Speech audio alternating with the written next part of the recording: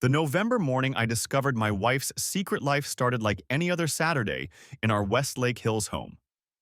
Victoria had left before dawn for what she called a private banking retreat in Dallas, kissing my forehead and whispering something about portfolio strategies for her high net worth clients.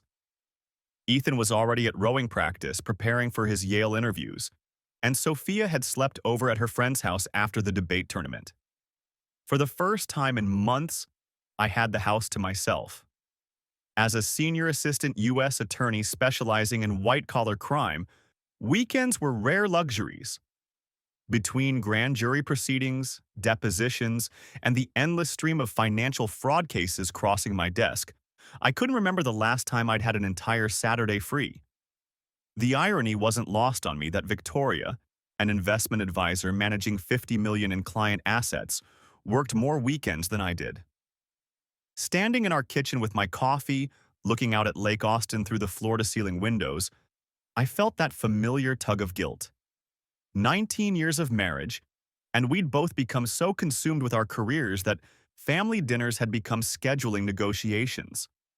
Victoria's BMW sat in the driveway, collecting Austin's notorious oak pollen, and I decided to surprise her with a thorough detailing before she returned Sunday evening. The November sun was perfect for car washing, warm enough to work comfortably, but not so hot that the soap would dry instantly. I pulled Victoria's pearl-white BMW into the shade of our oak trees and gathered my supplies from the garage. As a federal prosecutor, I approached everything methodically, and car detailing was no exception. Vacuum first, then interior wipe down, followed by exterior wash and wax. Victoria kept her car immaculate. Too immaculate, actually. I'd always joked that her BMW looked like a showroom model, not a vehicle driven by someone who managed client portfolios across 3 states. But then again, image was everything in her business. Her clients expected their financial advisor to project success and attention to detail. I started with the passenger side, running the vacuum under the seats to catch any debris.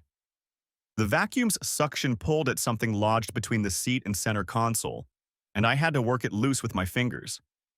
It was a crumpled piece of paper, folded and compressed into a tight wad. My first instinct was to throw it away. Victoria was notorious for stuffing receipts and business cards into random places when she was in a hurry. But as I smoothed out the paper, the familiar orange and black T-Mobile logo stopped me cold. We'd been Verizon customers for over a decade. My federal employee plan gave us excellent rates and coverage, and we'd never had reason to switch. Victoria's iPhone, like mine and the kids', was on our family plan. There was absolutely no reason for her to have a T-Mobile account. I sat on the car's running board and examined the bill more carefully. The account holder was listed as Victoria Sterling, Victoria's maiden name, which she hadn't used professionally since we married. The phone number wasn't familiar, and the billing address was for a P.O. box in Austin I'd never heard of. The charges were substantial. $340 for a single month, mostly data, and what appeared to be an unlimited calling plan.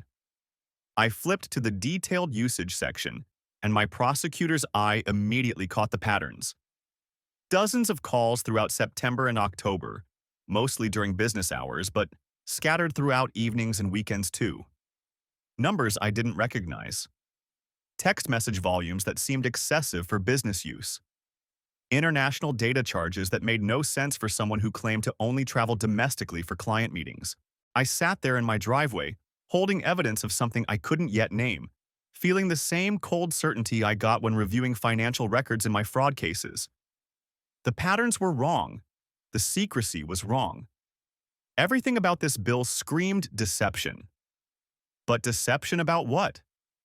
My marriage to Victoria had weathered the usual storms: career pressures, parenting disagreements, the gradual drift that comes when 2 ambitious people get caught up in building their separate professional worlds.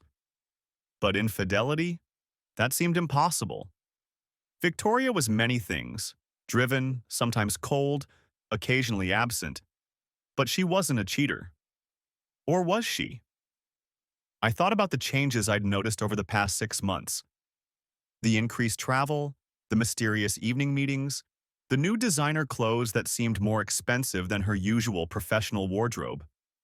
Her explanations had always been reasonable. New clients with demanding schedules, industry conferences, the need to look the part when managing money for Austin's elite. But now, holding this bill, those explanations felt hollow. I photographed the bill with my iPhone, making sure to capture the account details and usage patterns. 20 years of prosecuting financial crimes had taught me to document everything before confronting anyone. Then, I carefully folded the bill and slipped it into my pocket. The car washing could wait. Back in my home office, I spread the bill on my desk and started building what I'd come to think of as a case file. As a federal prosecutor, I knew that solid cases were built on systematic evidence gathering, not emotional reactions or hasty confrontations. The phone number listed as the primary line on Victoria's secret account was the key.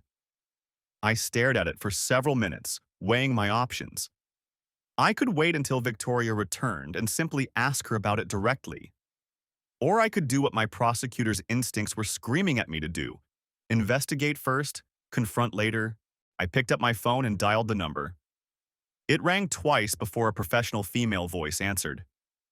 Elite Companions, this is Jade. How can I help you? My blood went cold. Elite Companions. Even without context, the name suggested something that made my stomach clench. I stammered, trying to sound casual while my mind raced. This is regarding service appointments. Of course, Jade's voice was warm and efficient. Are you calling about Victoria's schedule? She's completely booked this weekend with her Dallas clients, but I can check Monday availability. She's become one of our most requested companions. Her investment background really sets her apart from our other girls. The words hit me like physical blows. Companions. Other girls. The implications crashed over me in waves, each one worse than the last.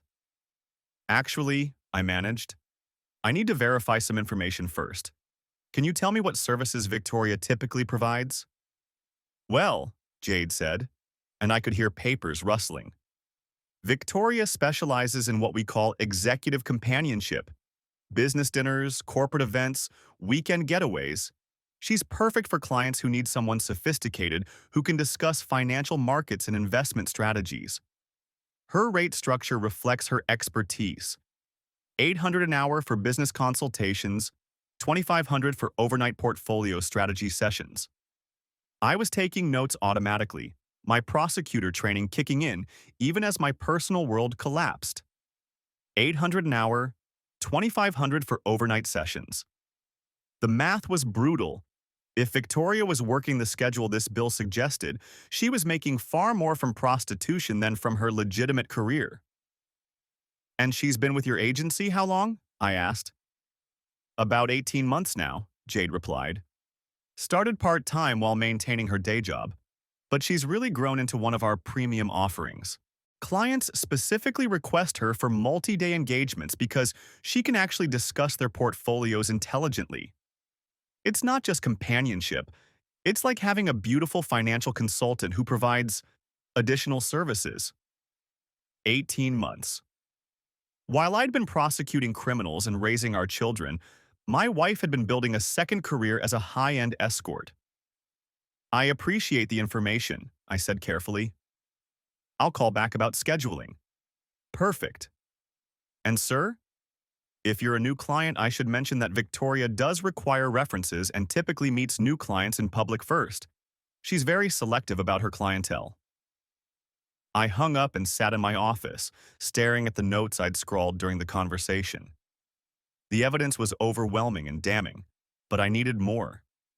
I needed to understand the scope of Victoria's operation, the legal implications, and most importantly, how to protect my children from the fallout. My first call was to Kyle Barnes, an FBI agent I'd worked with on several federal fraud cases. Kyle specialized in interstate criminal enterprises, and if Elite Companions was operating across state lines, it fell under federal jurisdiction. Kyle, it's Brandon Mitchell. I need a consultation on something sensitive. What's up, counselor? You sound like someone just told you the jury came back with an acquittal. Worse. I need information about an escort service called Elite Companions, operating here in Austin. Completely confidential. There was a long pause. Brandon, please tell me you're not calling as a potential client. God, no. But I can't explain over the phone. Can we meet? How about the Federal Building? 1 hour? Kyle's office in the Federal Building downtown was a familiar space. I'd spent countless hours there coordinating prosecutions with the FBI. But sitting across from Kyle's desk as a person with a personal crisis instead of a professional colleague felt surreal. Talk to me, Kyle said, closing his office door. I told him everything. The phone bill, the call to Elite Companions, Victoria's 18 months of secret prostitution. Kyle listened without interrupting, occasionally taking notes in his meticulous handwriting. Brandon, he said when I finished, I need you to know that Elite Companions is already on our radar. My stomach dropped. Meaning what? Meaning we've been building a case against them for the past 6 months. Tax evasion, money laundering, operating across state lines without proper licensing. It's a sophisticated operation targeting high-profile clients in Austin's business and political community. And my wife is neck-deep in federal crimes. Kyle's expression was sympathetic but professional. The good news is that her cooperation could potentially mitigate her exposure. The bad news is that she's not just a worker. From what we've observed, she's moved into management roles. Management roles. Victoria wasn't just selling herself. She was helping run the operation. What kind of exposure are we talking about? I asked. Conspiracy, money laundering, tax evasion, interstate transportation for prostitution purposes. If she's been earning what you described and not reporting it, the IRS charges alone could put her away for years. Kyle pulled out a thick file folder and spread several surveillance photos across his desk. Victoria's face stared back at me from multiple angles, entering upscale hotels, meeting men in expensive suits, handling what appeared to be cash transactions. We know she's been operating under the name Madison on their website, Kyle continued. Her profile markets her as an investment advisor who provides financial consultation and companionship. Very clever cover, actually. How clever? She uses her legitimate financial knowledge to justify meetings with clients. Business dinners become covers for prostitution. Investment consultations become cover for money laundering. She's been taking escort payments and investing them through legitimate accounts at her day job. The scope of Victoria's deception was staggering. She'd weaponized everything, her career, her expertise, our family's reputation, to build a criminal enterprise. Kyle, I need to know about my ethical obligations here, as a federal prosecutor whose wife is involved in federal crimes. You need to report this to the DOJ Ethics Office immediately, Kyle said. You'll have to recuse yourself from any cases that might intersect with Elite Companions or related investigations. But Brandon, the fact that you discovered this and brought it to law enforcement immediately works in your favor. What about my family? My kids? That's the hardest part. When this goes public, and it will go public, your children will be affected. But your career? If you handle this correctly, it might actually enhance your reputation as a prosecutor who puts duty above personal considerations. Kyle outlined the next steps. I would document everything I discovered and turn it over to the FBI. I would report the conflict to DOJ Ethics. I would cooperate fully with the investigation while preparing my family for the inevitable storm. One more thing, Kyle said as I prepared to leave. Victoria's client list includes some very prominent Austin figures. When this breaks, it's going to be bigger than just prostitution charges. How much bigger? Federal judges, city council members, state legislators. Elite Companions wasn't just running escorts. They were systematically targeting married officials who could be leveraged for political and business favors. Driving home from the Federal Building, I realized that Victoria's betrayal extended far beyond our marriage. She'd become part of a criminal conspiracy that threatened the integrity of Austin's political and judicial systems. The wife I'd trusted with our children's future had spent 18 months building a blackmail operation against the city's power structure. That evening, I sat in my home office preparing for the most difficult weekend of my life. Victoria would return Sunday night expecting normal family dinner conversation about her client retreat. Instead, she'd find a husband who knew everything and an FBI investigation that was about to destroy her life. I called my brother David in Houston and asked him to take Ethan and Sophia for a few days starting Monday. I couldn't explain why over the phone, but David heard something in my voice that made him agree without questions. By Sunday afternoon, I documented everything, reported to DOJ Ethics, and coordinated with Kyle on the timing of Victoria's arrest. The FBI would move on elite companions Monday morning, giving me just enough time to confront Victoria and attempt to minimize the trauma for our children. Victoria's BMW pulled into our driveway at 7:30 Sunday evening, right on schedule. I watched from our kitchen window as she gathered her designer luggage and walked toward our front door with the confident stride of someone who believed her secret was safe. "Hey, honey," she called, setting her bags down in our foyer. "How was your weekend?" I stepped out of the kitchen, and she must have seen something in my expression because her smile faltered. "We need to talk," I said. Victoria's transformation was immediate and complete. The warm, tired wife disappeared, replaced by someone cold and calculating that I barely recognized. "About what?" she asked, but her eyes were already scanning for escape routes. I pulled the T-Mobile bill from my pocket and placed it on our hallway table. "About elite companions, about 18 months of prostitution, about the federal investigation that's going to destroy your life tomorrow morning." Victoria stared at the bill for a long moment, then slowly looked up at me. "You went through my car. I detailed your car and found evidence of federal crimes." "Federal crimes?" She laughed, but it was harsh and brittle. "Brandon, you're being dramatic. I provide companionship services to business clients. It's perfectly legal. 800 an hour for business consultations, 2,500 for overnight portfolio strategy sessions." "Victoria, I talked to Jade at your agency. I know what you've been doing." "You called Jade?" For the first time, I saw genuine fear in her eyes. "I called Jade. I called the FBI. I reported everything to DOJ Ethics.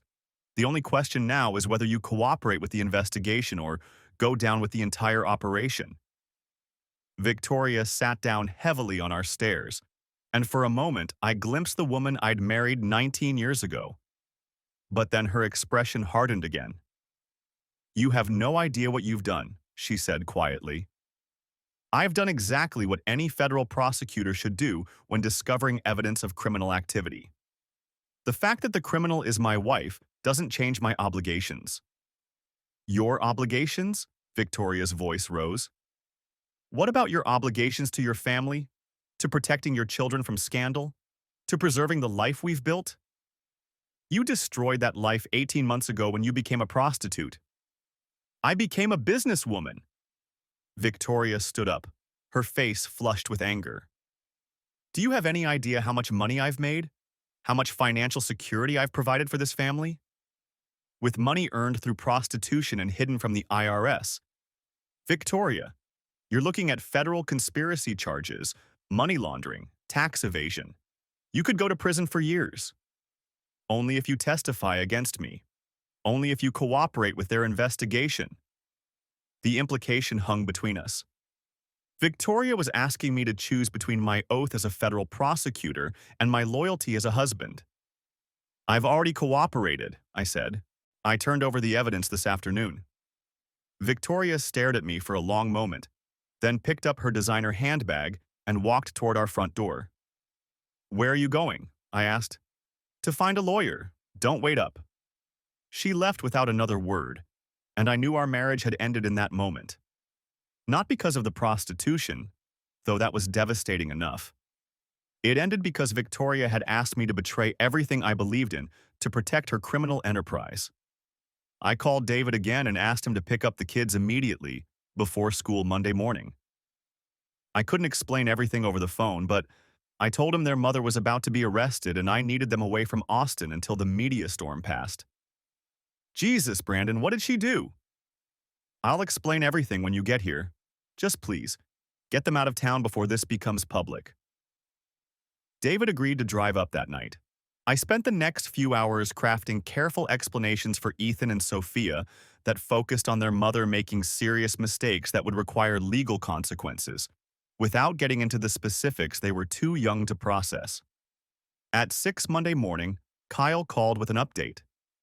"We're moving in an hour," he said. "Coordinated raids on elite companions' offices, Victoria's apartment we didn't know about, and associated bank accounts. Is she still at your house?" "She left last night to find a lawyer." "Probably smart. Brandon, you should know that when we arrest her, this becomes public. Are you prepared for that?" "My kids are safe with my brother in Houston. I'm as prepared as anyone can be for their life to explode." "Your life isn't exploding. Victoria's is. There's a difference." At 8:15 Monday morning, my phone started ringing with calls from reporters. The FBI raids had been massive and coordinated, involving not just elite companions but a network of associated businesses and bank accounts across 3 states. Victoria had been arrested at her lawyer's office, along with 12 other escorts and the agency's management team. But the real story was the client list. Federal Judge Thomas Webb, who'd presided over several of my white-collar crime cases, was among the clients. City Councilman David Park had used city funds to pay for escorts. 3 state legislators had traded votes for sexual services. A federal prosecutor's wife had spent 18 months at the center of the largest political corruption scandal in Austin's history. Kyle called me at noon with details I wouldn't see in the news coverage.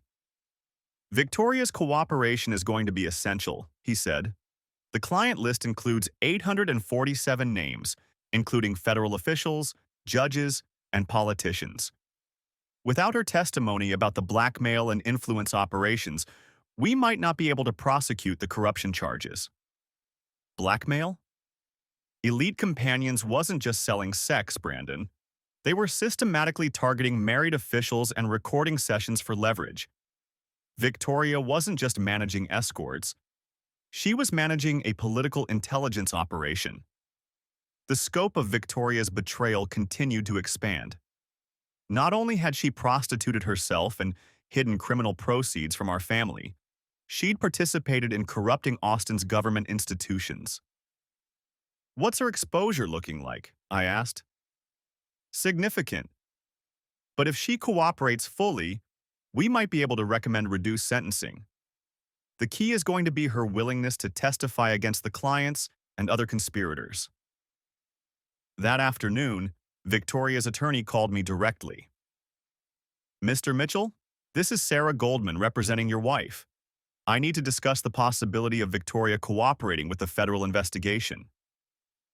"Talk to the FBI and the U.S. Attorney's Office. I'm recused from anything involving this case." "I understand, but Victoria specifically wanted me to ask if you would consider speaking with her before she makes any decisions about cooperation." "No. Mr. Mitchell, your wife's future depends on the cooperation agreement she signs. A conversation with you might help her understand the importance of being completely honest with investigators." "Ms. Goldman, Victoria spent 18 months lying to me about being a prostitute and participating in political corruption. I have no interest in helping her understand honesty." "I see. And the divorce proceedings?" "Will be filed tomorrow morning." Victoria's arraignment was scheduled for Wednesday. As a federal prosecutor, I'd attended hundreds of similar proceedings, but watching my wife stand before a federal magistrate in an orange jumpsuit was surreal. The charges were extensive: conspiracy to commit money laundering, tax evasion, interstate transportation for prostitution, operating an unlicensed business, and conspiracy to defraud the United States. Victoria pled not guilty to all charges, and her attorney requested reasonable bail given her community ties and lack of flight risk. The prosecutor, my colleague Janet Morrison, who'd taken over the case when I recused myself, argued that Victoria was a sophisticated criminal who'd hidden her activities for 18 months and posed an ongoing danger to the community. Your Honor, Janet said, Ms. Mitchell wasn't just participating in prostitution. Evidence suggests she was instrumental in a conspiracy to blackmail and corrupt federal and state officials. Her cooperation with this ongoing investigation is essential, but her release would potentially jeopardize witness safety and evidence preservation. The magistrate set bail at $500,000, secured by property. Victoria's parents posted bail using their ranch outside Austin, and she was released with electronic monitoring and strict travel restrictions. That evening, Victoria called me from her parents' house. Brandon, I need you to know that I never intended for things to go this far. How far did you intend them to go? It started as occasional companionship for wealthy clients who wanted intelligent conversation at business functions. $800 for a few hours of playing the sophisticated financial advisor. And then clients started requesting more intimate services. The money was incredible, more in one weekend than I made in a month at the firm. I told myself it was temporary, just until we paid off the house and built college funds for the kids. 18 months, Victoria. That's not temporary. I know. And then elite companions started asking me to recruit other educated women, lawyers, accountants, doctors who could appeal to high-end clients. Before I knew it, I was helping manage the entire operation, including the blackmail and political corruption. There was a long pause. Brandon, some of our clients were using our services to gain business advantages or political favors. We weren't blackmailing anyone, but we were documenting encounters for liability protection. Liability protection. You were recording federal judges having sex with prostitutes for liability protection. For our protection, yes, in case clients claimed assault or refused payment. Victoria, you recorded a federal judge who presided over my cases having sex with a prostitute. Do you understand what that means for my career? For our family's reputation? I understand that I've destroyed everything we built together. But Brandon, if I cooperate fully with the investigation, Janet Morrison says I might get reduced sentencing. I could be out in 18 months instead of 10 years. Then cooperate. The cooperation agreement requires me to detail every client encounter, every payment, every conversation about political favors or business deals. It means testifying against federal judges and state legislators in open court. Then testify. Brandon, some of these men are your friends. Judge Webb wrote recommendation letters for your federal prosecutor position. Councilman Park appointed you to the Criminal Justice Reform Commission. If I testify against them, you'll be associated with the scandal that brought them down. I realized that Victoria was still trying to manipulate me, even after her arrest and arraignment. She wanted me to advise her against cooperation to protect my own career prospects. Victoria, here's what's going to happen. You're going to cooperate fully with the federal investigation. You're going to testify truthfully against every client and co-conspirator. You're going to pay whatever restitution is required, and I'm going to divorce you and seek primary custody of our children. Brandon, I'm not finished. If you think I'm going to sacrifice my integrity or my oath as a federal prosecutor to protect you from the consequences of 18 months of prostitution and political corruption, you fundamentally misunderstood who you married. And if my cooperation destroys your relationships with judges and politicians, then those relationships were never worth having. I hung up and immediately called my divorce attorney to accelerate the proceedings. The next morning's Austin American-Statesman carried the story on the front page. Federal prosecutor's wife arrested in elite escort scandal. The article included details about the client list, the political corruption allegations, and my cooperation with the FBI investigation. My phone rang constantly with calls from reporters, colleagues, and friends, Most were supportive, recognizing that I'd done exactly what any ethical prosecutor should do when discovering evidence of criminal activity. But some questioned whether I'd been too quick to turn in my own wife, whether family loyalty should have taken precedence over professional obligations. U.S. Attorney Margaret Johns called me personally to discuss my status. Brandon, I want you to know that your handling of this situation has been exemplary. The DOJ Ethics Office has cleared you of any wrongdoing, and your cooperation with the investigation demonstrates exactly the kind of integrity we expect from federal prosecutors. Thank you, Margaret, but I know this creates complications for the office. Actually, it does the opposite. When the public sees that we hold ourselves to the same standards we apply to others, it strengthens confidence in federal law enforcement. You've demonstrated that no one is above the law, not even family members of prosecutors. What about my caseload? I know several of my current defendants will try to claim prosecutorial misconduct based on my wife's activities. Janet Morrison is reviewing all your active cases for potential conflicts. We'll reassign anything that might be compromised, but most of your work shouldn't be affected. And future assignments? Brandon, if you handle the next few months professionally, and I expect you will, this experience could actually enhance your career prospects. Prosecutors who demonstrate unshakable integrity under personal pressure are exactly who we want in leadership positions. Margaret's confidence was reassuring, but I knew the next few months would test everything I believed about justice, family, and professional responsibility. Victoria's cooperation with the FBI began the following week. According to Kyle, she was providing detailed information about Elite Companion's operations, client relationships, and financial structures. Her testimony would be crucial for prosecuting the political corruption charges, but it would also extend the investigation for months. The divorce proceedings moved quickly. Victoria's criminal charges eliminated any possibility of fighting for custody or significant assets. My attorney, Patricia Hendricks, had been preparing divorce cases for 20 years, but she'd never seen such clear-cut circumstances. Brandon, Victoria's criminal conviction, and it will be a conviction, gives us enormous leverage in property division and custody arrangements, Patricia explained during our first meeting.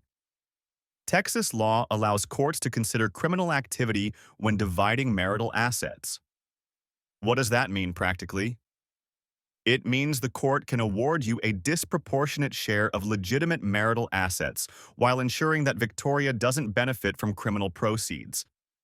The federal government will seize any money earned through Elite Companions, but your retirement accounts, home equity, and other legitimate assets can be protected. And custody? Victoria's criminal conviction, particularly for crimes involving moral turpitude, makes supervised visitation the likely outcome. Courts prioritize children's welfare, and a parent convicted of prostitution and political corruption poses reputational and safety risks. The legal machinery was working in my favor, but I was more concerned about Ethan and Sophia's emotional welfare. David had enrolled them in Houston schools temporarily, but they needed stability and honest communication about their mother's situation. I drove to Houston the weekend after Victoria's arraignment to have the conversation I'd been dreading. Dad, the news articles are saying Mom was a prostitute, Sophia said bluntly as soon as I arrived at David's house. Is that true? 17 and 15 years old enough to understand adult realities but young enough to be devastated by them. Yes, I said. Your mother was working as a high-end escort while maintaining her day job as an investment advisor. For how long? Ethan asked. About 18 months. And you didn't know? Sophia's voice carried accusation. I didn't know. I discovered evidence by accident and immediately reported it to law enforcement. You turned in our mom? Ethan's expression was stunned. I turned in evidence of federal crimes. The fact that your mother was committing those crimes doesn't change my obligation as a federal prosecutor. But she's our mom, Sophia said, tears starting. Yes, she is. And she's also a criminal who chose to engage in prostitution and political corruption for 18 months while lying to our family every day. David had been listening from the kitchen doorway. Kids, your dad did exactly what he should have done. When people we love break the law, we don't protect them from consequences. We help them face those consequences honestly. What happens to Mom now? Ethan asked. She'll probably plead guilty and cooperate with the federal investigation. If she's honest and helpful, she might get reduced sentencing. But she's going to prison, and she's going to lose her career and professional licenses. What happens to us? Sophia asked. You'll live with me. Your mother will have supervised visitation rights when she's released.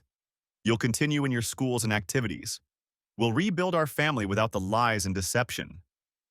Will people always know? Ethan asked.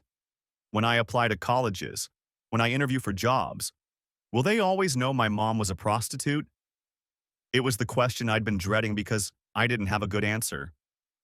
People will know about the scandal, I said honestly. But people will also know that your father upheld his oath and did the right thing when tested. Your character and achievements will matter more than your mother's mistakes. But it's still going to follow us forever, Sophia said. Yes, probably. And I'm sorry about that.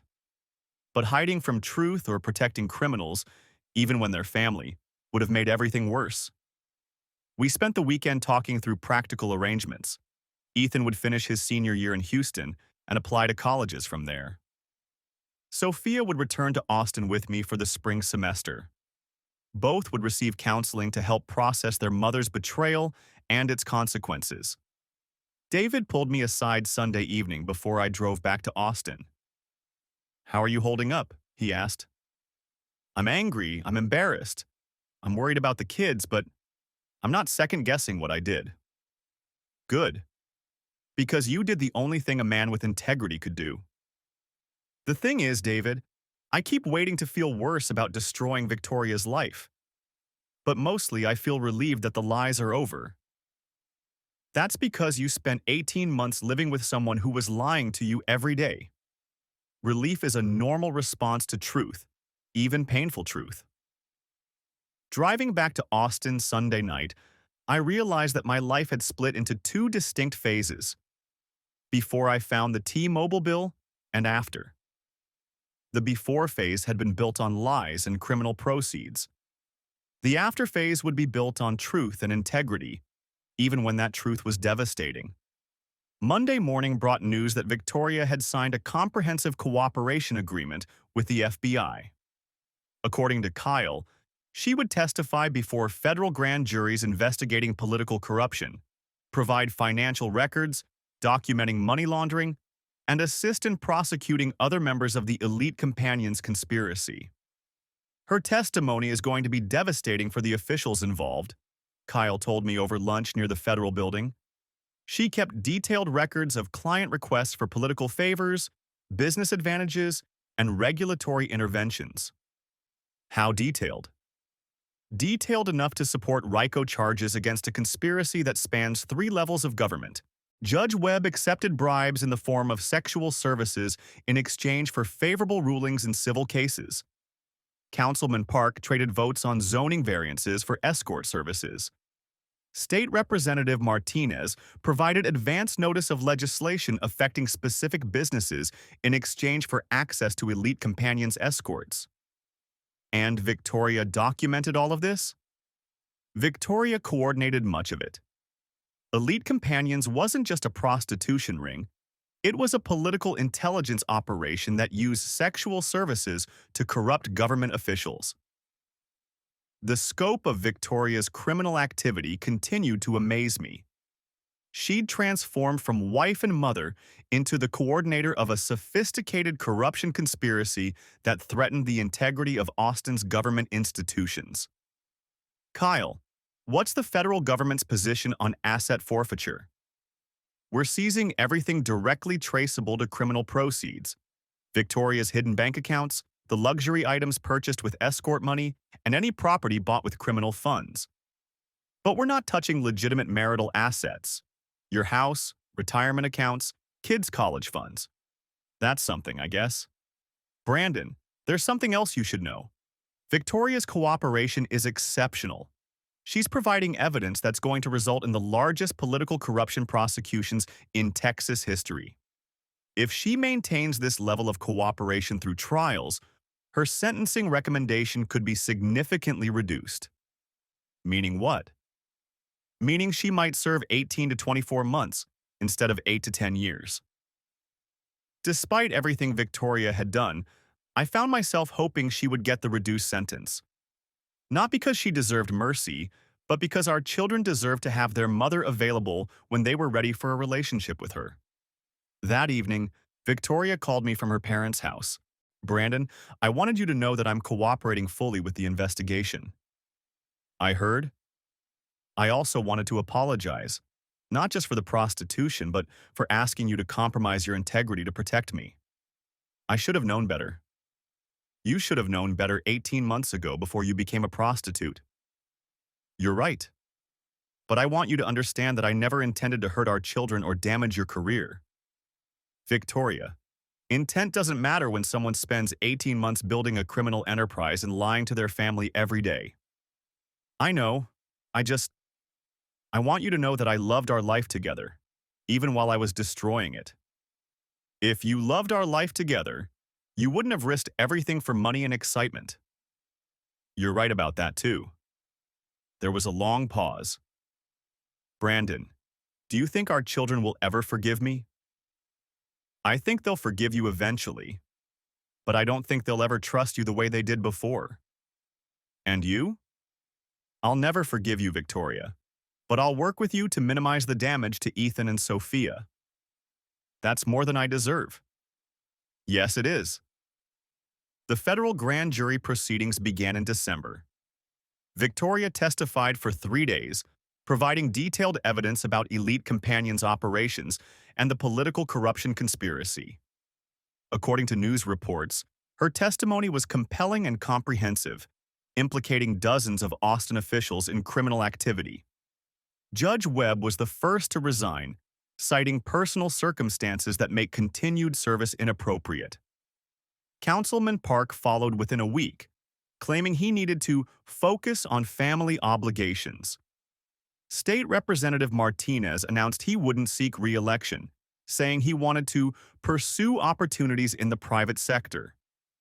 Each resignation validated Victoria's testimony and strengthened the federal government's case against the remaining defendants.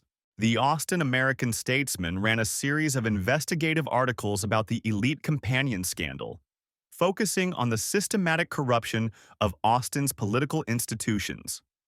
One article specifically highlighted my cooperation with the FBI investigation.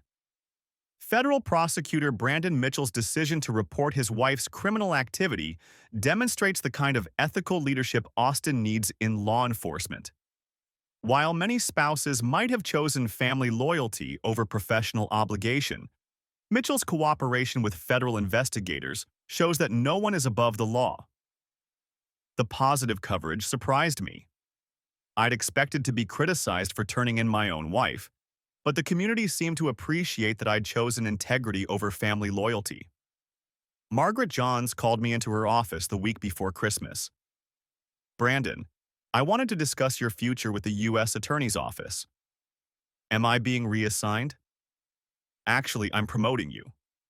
The Elite Companions investigation has demonstrated exceptional ethical leadership under extreme pressure. I'm recommending you for Chief of the White Collar Crime Division. Margaret, I appreciate the confidence, but my wife's criminal conviction might create complications for the office. Brandon, your wife's criminal conviction and your ethical response to it are exactly why you're perfect for this position. When federal prosecutors demonstrate unshakable integrity in their personal lives, it strengthens public confidence in federal law enforcement. The promotion was significant. More responsibility, higher salary, and enhanced reputation within the Department of Justice. But it also felt strange to be advancing professionally because of my wife's criminal activity.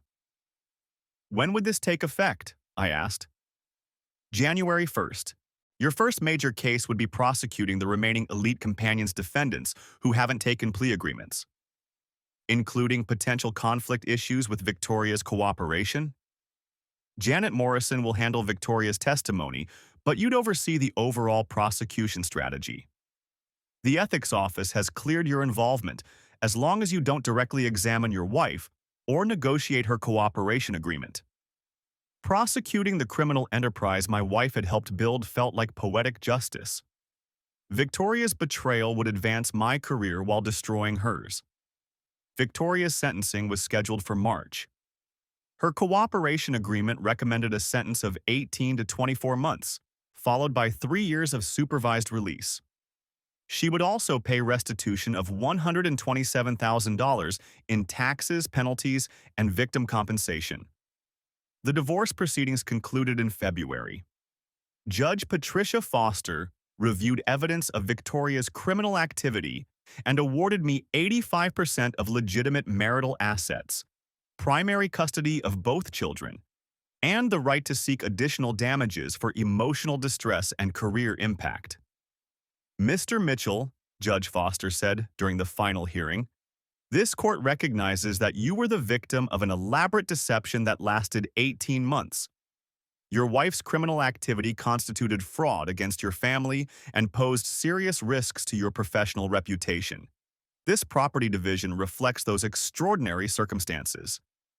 Victoria attended the hearing with her attorney, but didn't contest any of the arrangements. Her guilty plea to federal charges eliminated any leverage in divorce negotiations. Do you understand and accept these custody arrangements? Judge Foster asked Victoria directly. Yes, Your Honor. I understand that my criminal activity makes me an unfit custodial parent, and that supervised visitation is appropriate.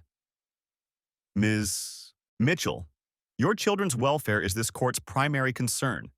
If you successfully complete your prison sentence, pay required restitution, and demonstrate rehabilitation, you may petition for expanded visitation rights. I understand, Your Honor. Walking out of the courthouse after 19 years of marriage felt anticlimactic. No dramatic confrontations, no emotional reconciliation attempts, just legal procedures that formalized what had been obvious since the day I found the T-Mobile bill. Victoria's sentencing hearing in March was packed with reporters and spectators. As chief of the white-collar crime division, I attended professionally rather than personally, sitting with other federal prosecutors while Victoria stood before Judge Raymond Sterling for final sentencing. Ms. Mitchell, Judge Sterling said, your cooperation with federal investigators has been exemplary. You've provided testimony that resulted in the prosecution of dozens of corrupt officials and the dismantling of a sophisticated criminal conspiracy. Thank you, Your Honor. However, your criminal activity was extensive and lasted 18 months. You engaged in prostitution, money laundering, tax evasion, and political corruption while deceiving your family and community about your activities. I understand, Your Honor. The government recommends 18 months incarceration followed by 3 years supervised release. This court sentences you to 21 months federal prison, 3 years supervised release, and restitution of $127,000. Victoria was led away in handcuffs to begin serving her sentence at the federal women's facility in Bryan, Texas. As I watched her disappear through the courthouse doors, I felt relief more than sadness. The lies were finally over. That evening, I called Ethan and Sophia to update them on their mother's sentencing. 21 months isn't that long, Sophia said hopefully. No, it's not. Your mother could be released in 15 months with good behavior. Will we visit her in prison? Ethan asked. That's your decision. I'll arrange visits if you want them, but I won't pressure you either way. I want to see her, Sophia said immediately. I need to think about it, Ethan said. Both responses seemed healthy. Sophia needed to maintain connection with her mother despite the betrayal. Ethan needed time to process his anger before deciding about visitation. Over the next year, life developed new routines. Sophia returned to Austin and excelled in school, despite the social awkwardness of having a mother in federal prison. Ethan thrived at Rice University, where he'd transferred after his gap year. Both kids attended counseling and gradually processed their mother's betrayal.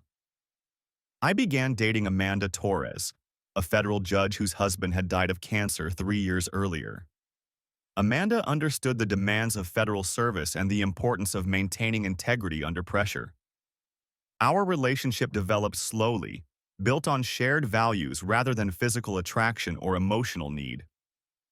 Victoria called me monthly from federal prison, updating me on her rehabilitation programs and requesting information about the children. Our conversations were civil but distant, necessary communication between co-parents rather than former spouses. Brandon, I want you to know that I'm participating in every available program here, Victoria said during one call. Financial crimes education, substance abuse counseling, vocational training. I'm glad you're using the time constructively. I've also been thinking about what I'll do when I'm released. Obviously, I can't return to financial services, but I might be able to find work in retail or food service. That's realistic. I know I'll never have a professional career again, and I know our marriage is over, but I hope I can eventually have a relationship with Ethan and Sophia. That depends on them, not me. I understand. But Brandon, do you think they'll ever be able to respect me again? I think they'll love you because you're their mother. But respect? That's something you'll have to earn over many years.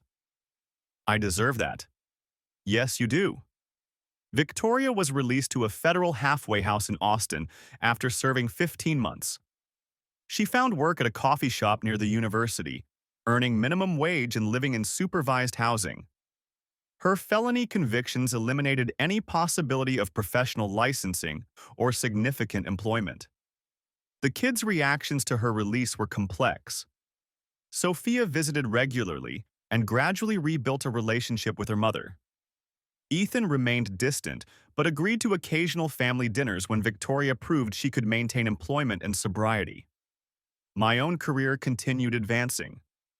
The elite companions' prosecutions resulted in convictions of 43 defendants, including 7 elected officials and 2 federal judges. The success of those prosecutions, combined with my demonstrated integrity during personal crisis, led to consideration for a federal judgeship. 2 years after Victoria's release, Senator Patricia Williams recommended me for a vacancy on the U.S. District Court for the Western District of Texas.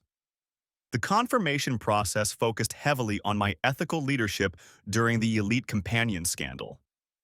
Judge Mitchell, Senator Williams said during my confirmation hearing, your handling of your wife's criminal activity demonstrated exactly the kind of integrity we need on the federal bench.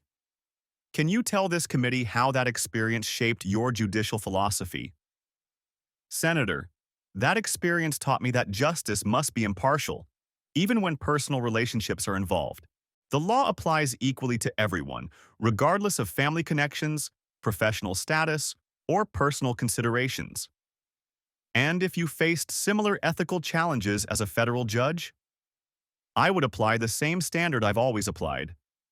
The oath I took as a prosecutor requires me to uphold the law regardless of personal cost.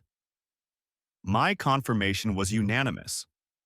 The Senate recognized that prosecutors who demonstrate unshakable integrity under extreme pressure make excellent federal judges. Amanda and I married in a small ceremony at the courthouse, with Ethan and Sophia serving as witnesses. Both kids had grown into impressive young adults despite their mother's betrayal. Ethan graduated from Rice with plans to attend law school and become a federal prosecutor. Sophia was accepted to Stanford with intentions of studying criminal justice. Victoria attended the wedding reception at my invitation, sitting quietly in the back and leaving early. Her presence felt appropriate. She was part of our family's history, even if that history included criminal activity and personal betrayal. 5 years after finding the T-Mobile bill in Victoria's car, I was sworn in as a federal judge with Ethan holding the Bible and Sophia administering the oath. Victoria watched from the gallery, wearing a simple dress and working uniform from her coffee shop job. In my remarks after the swearing-in ceremony, I addressed the journey that brought me to the federal bench. Integrity isn't negotiable, even when maintaining it costs everything we think we value. Sometimes doing the right thing requires us to sacrifice personal relationships, financial security, or social standing. but compromising our principles to protect others from consequences ultimately serves no one. After the ceremony, Victoria approached me privately. Brandon, I wanted to congratulate you on your appointment and thank you for including me today. You're the mother of my children. You'll always be part of our family's story. I know I destroyed everything we built together, but I want you to know that I'm proud of the man you've become and the integrity you've maintained. Victoria, you didn't destroy what we built together. You revealed that what we built together was partly based on lies. The life I have now is built on truth. I understand, and I want you to know that I tell everyone I meet about what you did, how you chose duty over family loyalty, how you reported criminal activity even when it involved your wife. People need to know that kind of integrity still exists. I hope so. It does. You proved it. Walking into my chambers as a federal judge, I reflected on the 5 years since discovering Victoria's secret life. Her betrayal had destroyed our marriage and damaged our children, but it had also revealed my own character and advanced my career in ways I never could have imagined. The Elite Companion scandal became a case study in federal ethics training, highlighting how prosecutors should respond when family members engage in criminal activity. My cooperation with the FBI investigation became the standard for ethical behavior under personal pressure. Victoria continued working at the coffee shop, living quietly, and maintaining supervised relationships with our children. Her criminal convictions would follow her forever, eliminating any possibility of professional redemption or financial recovery. But sometimes justice isn't about redemption. Sometimes justice is about consequences that match choices, about integrity that withstands personal pressure, and about serving truth even when truth destroys everything we thought we wanted. I'd found a crumpled phone bill while washing my wife's car, and that discovery had changed everything. Victoria had chosen 18 months of prostitution and political corruption over 19 years of marriage and family. I'd chosen professional integrity over family loyalty. Both of us had to live with those choices. But only one of us had chosen correctly. Sitting in my chambers that first day as a federal judge, reviewing cases that would test my judgment and integrity, I understood that finding Victoria's phone bill hadn't been the end of my story. It had been the beginning of the person I was meant to become. The person I'd always been, underneath the comfortable assumptions of a marriage built partly on lies. A federal prosecutor who became a federal judge because he understood that some things, truth, justice, integrity, are worth more than anything we might sacrifice to preserve them, even when that sacrifice includes everything we thought we loved.